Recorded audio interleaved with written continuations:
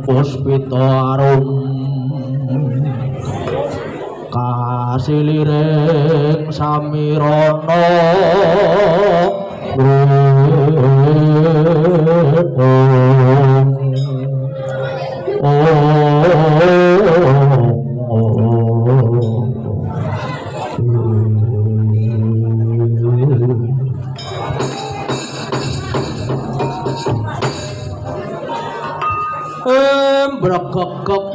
ugek sadulita mel-mel Ndara ula Ndara Bratasena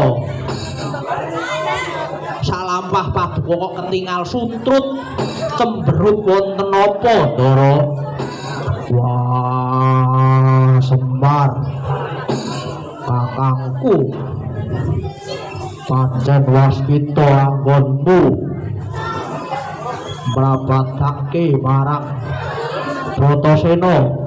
Inggih Gus, kula menika sampun ngopeni jenengan awit cenger bayi. Bayi panjenengan ngantos gedhe sepriki. Kula ngancani panjenengan. Panjenengan niku pekarmane napa, senengane napa? Panjenengan seneng tongseng kula nggih ngerti. Panjenengan seneng bangsa daging-dagingan kula nggih apal. Iya. Nanging kok dinten menika kados benten kelawan padatan wonten menapa, Ndara? Wah, aku anak ratu, aku anak Puntadewa, aku adine Puntadewa, anake Pandhu Dewanata. Pandhu bapakku ki biyen kondang singa singaning tanah Jawa. Ratu ana ing negara Ngastina, nanging aku tiba mung dadi bocah kleleran ana ing dalan-dalan. Aku negara Ngastina sida didadekke wong buangan. Dijak mangan enak mlebu ing panggonan sing kepenak. Wah, jebule aku mau arep diobong Semar. Mangke rumiyin.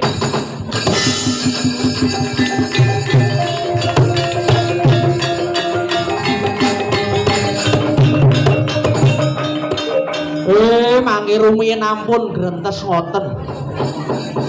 Wah, piye ora grentes. Karpet ditoto, gamelan ditoto, magrib palaudan. Wah, lapangane banjir. Mboten napa-napa niku mung anu kok niku mun berkahe Gusti. Jenengan meh wayangan teng mriki lah kok diudani niku malah seneng niku rejeki. Ampun dianggep niku pepalang, Gus. Wah, ning aku ndongol. Aku kesel Semar. Nggih, wong urip niku kesel mun to. Mboten sangoten. Gus, tiang niku cokro manggilingan. Tiang niku urip dong ning dhuwur kadang ning ngisor. Dong ya enak ning dhuwur kadang ya pilih ning ngisor. Wah, ngono Semar. Iya. Panjenengan menika kedah ngrumangsani. Panjenengan menika lahir mboten lahir cenger kaya bayi biasane. Nek cara bocah sakniki panjenengan niku bocah ajaib. Ajaib sebab panjenengan niku lahir saka bungkus. Nek cara suster-suster niku panjenengan lahir niku masih dibungkus plasenta. Nek mboten percaya mang takon kelas 10 semester 2 wingi lakone panjenengan.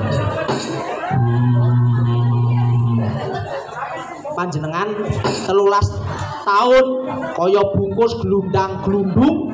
Nah, nek Panjenengan kedah ngeling-eling. Panjenengan niku boten tiang lumrah. Lair panjenengan niku wis angel. Dadi jagat niku nyekseni nek boten kalian mangga mangeling-eling laire panjenengan kados menapa, Ndara?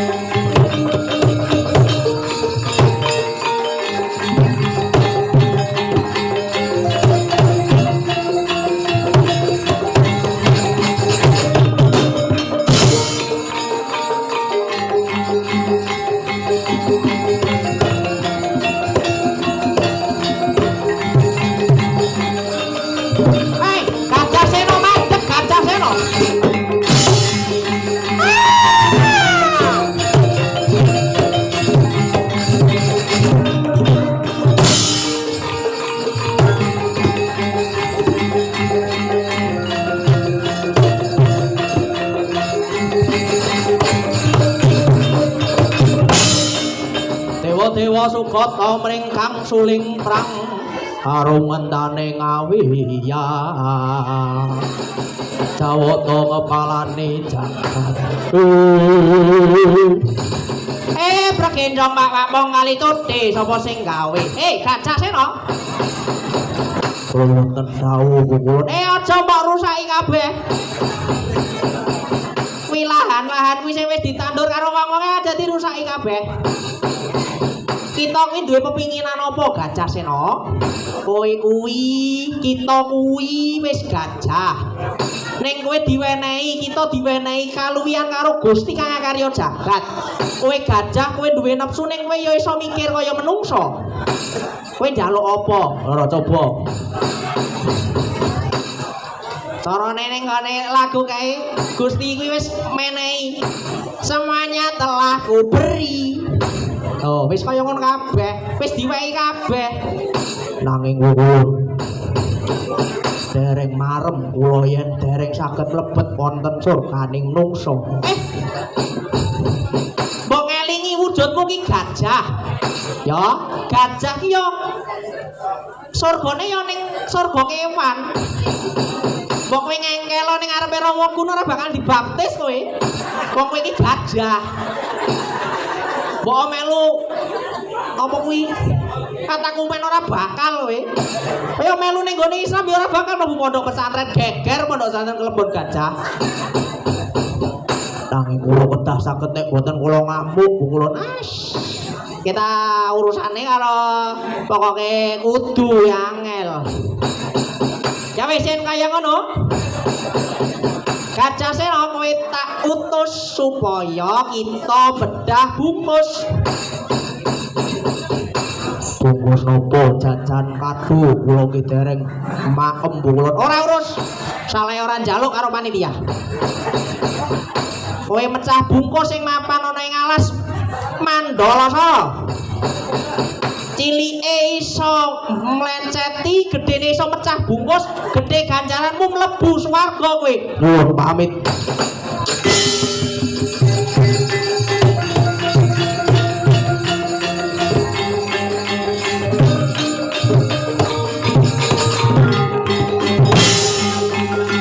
Bayu rene Bayu.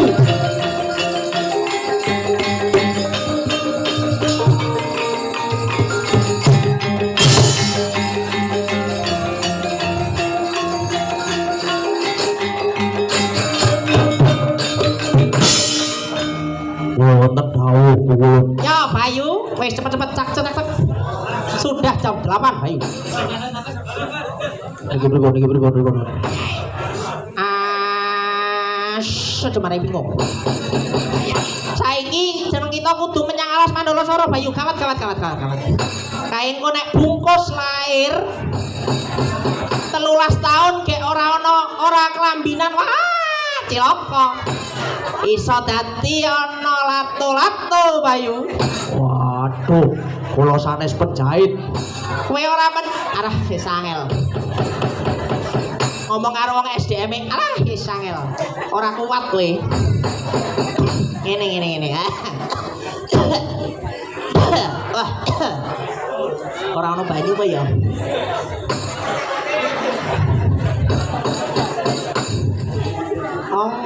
ngomong nggone omahe dhewe iki penak ngomong arek ngomong. Sesuk ya lu ngapura karo buder wis ngono wae. Pripun Bu Kulon? Kae anakmu sing arep lahir kae bungkus wene ana klambi Bayu. Jeneng kita nek nganti kedisian karo Gajah Sena wah ngisi-ngisini. Anake Bathara Bayu kok mlaku gondal kandul Bayu. Wah, nuwun pamit.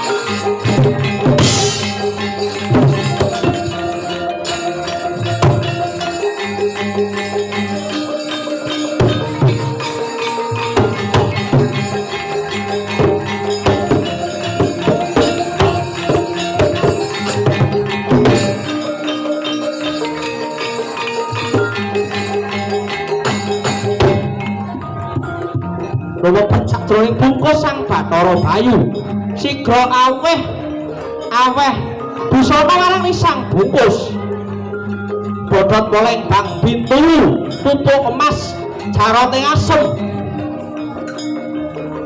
renegem rinasuk derek Bratasena wauta paripurna hangagem mibusana sang bungkus sigra bali makayangan sang Bathara Bayu.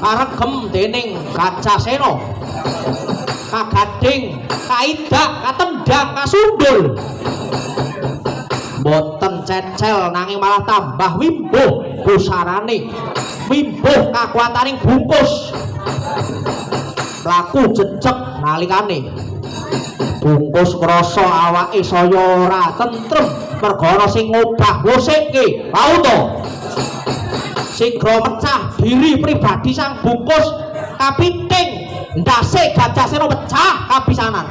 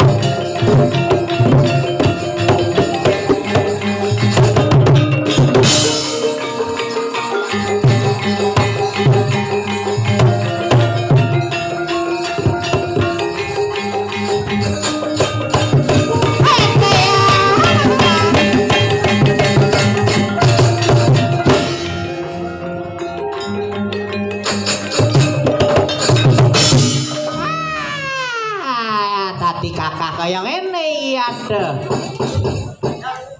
Kayak siapa ya? Kayak Pak Wahyu kurang dulu. Kayak Pak Nugroho kok kurang cili. Kaya sapa ya iki jeneng sapa iki? Wah, kowe sapa? Butek cebol kaya teku. Asmi. Bagus ngene kok klambi batik ngene kok. Padake karo drinjer iki parah tenan. Kita iki menungso anyaran ya. Kita kudu manut iki ulun. Ulun ki apa? Ulun kuwi ketan terus digulung bar kuwi dikeki godhong gendang digodhog. Kuwi apa? Lemper. Dewa. Dewa. Terus aku ki sapa? Nah, iki. Maka dari itu, Anda adalah manusia yang terbungkus dalam plasenta selama 13 tahun. Hidup Anda gelundang-gelundung di alas Mandolosoro. Maka sebagai wakil dari dewa dan wakil dari alam, wakil zakat, Om Narodo cari dewa karep puno. Saya akan memberikan ulun bakal menehi jeneng marang kita Bratasena Yawerkudara.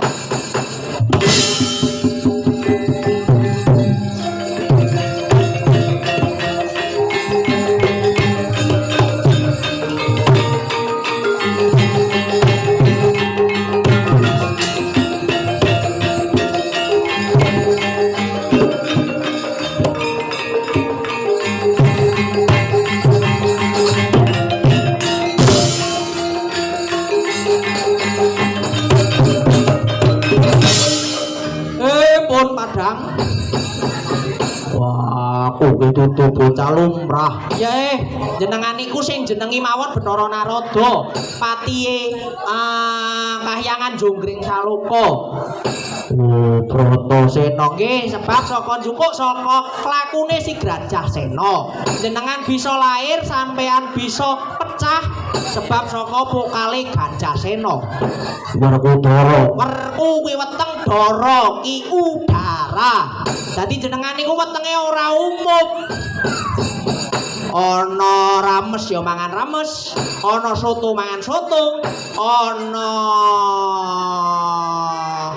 bakso Malang ya mangan bakso Malang. Warung bakso Malang itu dodol bakso Malang mie ayam karo soto ya dipangan kabeh niku panjenengan. Di endorse boten. Ora aku ora di endorse kok. Wah, yen kaya ngono. Apa aku bisa mulya? Saged Jer Basuki mawa beya. Kelakone Panjangka niku mawa pitukon kang abot, kudu mawa prabeya. Bocah sekolah yen pengin entuk nilai apik ya kudu sinau. Bocah pinter kuwi ora mung pinter sewengi. Boten saged bocah niku kebut semalam. Paribasan buku diobong dilebokke banyu, banyune diombe niku boten saged. Kedah kabeh Santi sarana laku kanthi sarana becik. Ngono Semar nggih. Panjenengan wau rak sampun sowan kelawan wa panjenengan. Yo, aku wis sowan wa Destarastra. Lan eyangku, Eyang Waspapati wis menehi negara nanging kudu babat alase jenenge Wanamarta. Monggo mang babati alas Wanamarta menika. Niku dados sarana panjenengan mulya. Nek panjenengan mulya, alhamdulillah puji Tuhan. Nek panjenengan kedah mati dadi satriya, Ndara.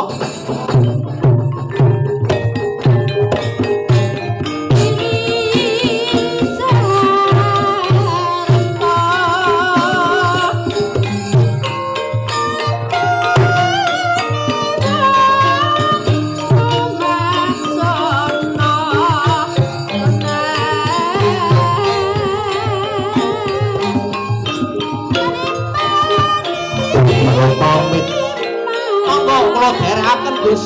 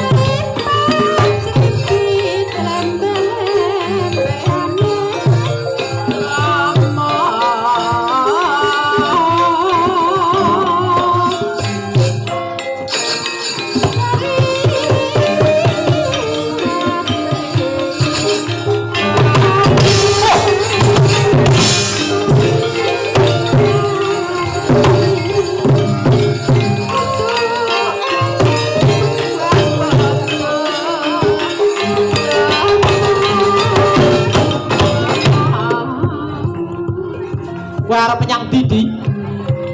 Aku arep maring Wonowarto. Aku tak melu ngewangi kowe. Ora, Aku melu. ora. Aku ora gelem kepotangan putih.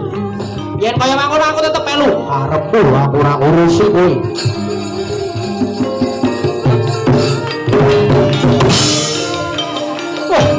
Aku pundi aku.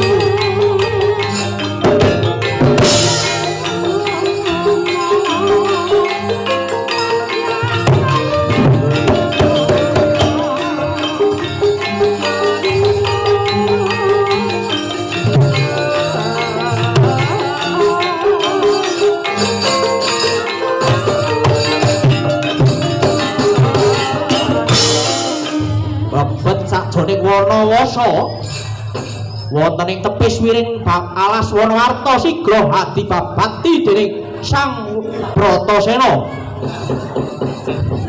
Bauta babat-babat Sang Bratasena yen tinulak Cinandra kaya bubrah langkrah candrane.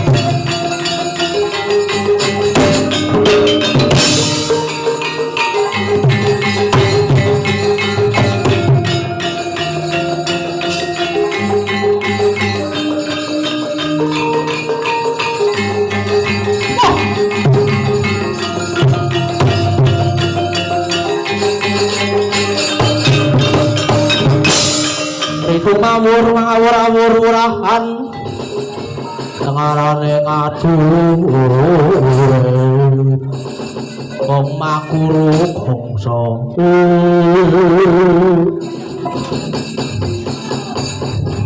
wah kowe diantrane sing mlaku teng tengah alas ana jati padha rubuh sapa iki sing rubuhke jati adikku sing yen kowe kakon karo aku Anoman edan kowe Anoman iya wis krungu kondangku dhewe kondangku wale Dik kudune kowe sing ngomong kuwi Dik wis krungu kondangku apa durung wis kowe kuwi tilas senopatine Prabu Rama Wijaya ya yen kaya ngono mikir gah sotah aku bakal mundur.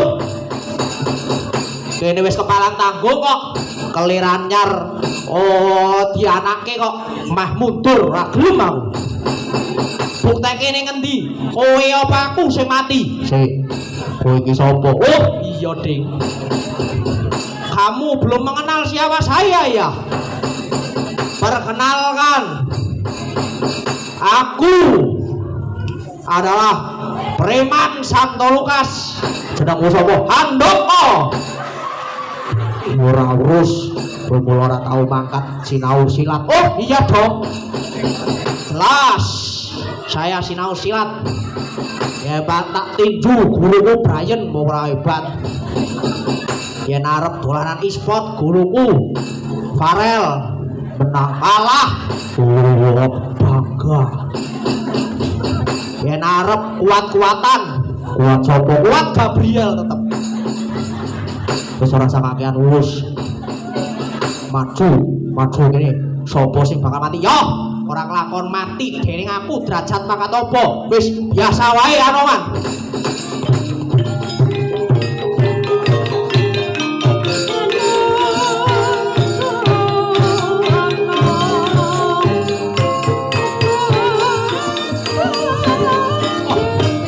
Orang lakon mati dening aku. Wah, ya ah. Woi. Wah.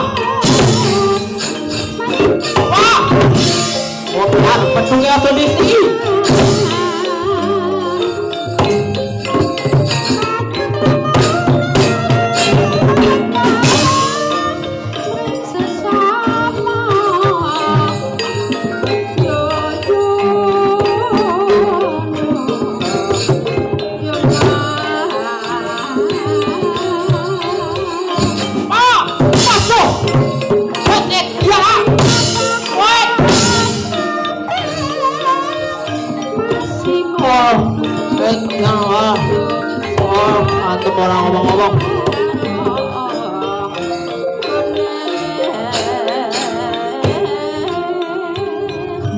Yo. Candak dasmu. Woi. Woi, ya. Liwat. Ulangi. Maibu takon mayang kok. Candak dasmu, Pak. Oh, ini lho. Ah. Oh. Wah. Etan banget. Pak. Oh, cepet toh.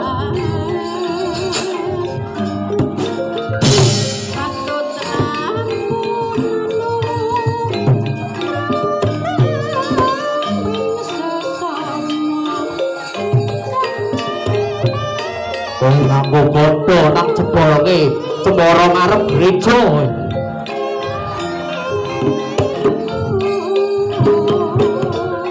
Rawa ngambil cemorone iki Rawa iki.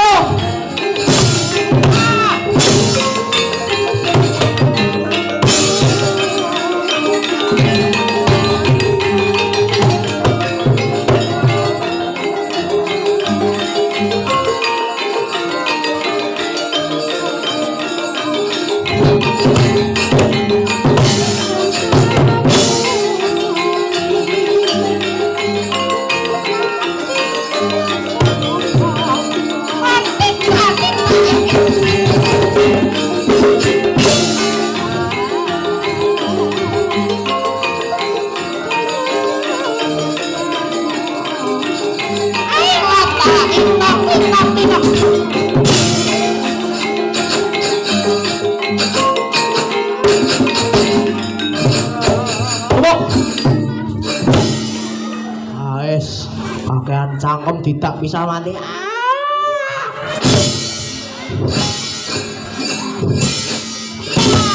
Suwen temen liyane